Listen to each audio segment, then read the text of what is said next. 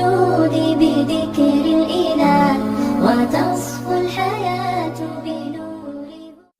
അസ്സലാമു അലൈക്കും വറഹ്മത്തുള്ളാഹി വബറകാതുഹു.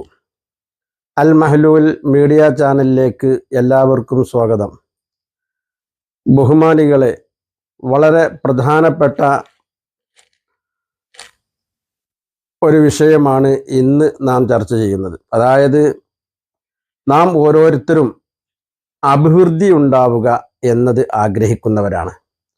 ജോലിയിൽ, അതുപോലെ മറ്റ് നാം ചെയ്യുന്ന ബിസിനസ്സുകളിൽ, അതുപോലെ നാം എന്തെല്ലാം കാര്യങ്ങൾ ചെയ്യുന്നുവോ അതിലൊക്കെ നമുക്ക് പുരോഗതി ഉണ്ടാവണം. കച്ചവടത്തിൽ പുരോഗതി ഉണ്ടാവണം, വീട്ടിൽ ഐശ്വര്യമുണ്ടാവണം, കുടുംബത്തിൽ സന്തോഷത്തോടെ ജീവിക്കണം, അതുപോലെ ബിസിനസ്സുകൾ നല്ല രീതിയിൽ മുന്നോട്ട് പോകണം.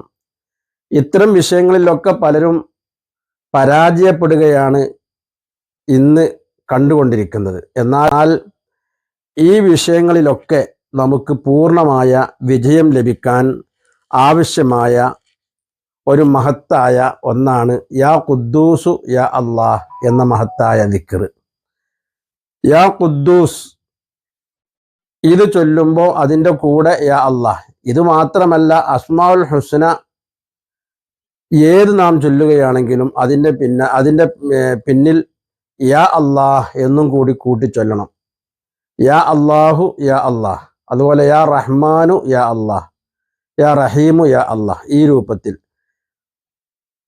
അപ്പോൾ അഭിവൃദ്ധി ഉണ്ടാകുക എന്ന ഏത് വിഷയത്തിലാണെങ്കിലും ഗുണം ഉണ്ടാവുക, അഭിവൃദ്ധി ഉണ്ടാവുക, വിജയമുണ്ടാവുക എന്ന ഉദ്ദേശത്തോടു കൂടെ യാ ഖുദ്ദൂസു യാ അല്ലാഹ് എന്ന് നാം ഓരോ ദിവസവും 349 തവണ ചൊല്ലി പതിവാക്കി പോരുകയാണെങ്കിൽ നമുക്ക് അഭിവൃദ്ധി ഉണ്ടാകും.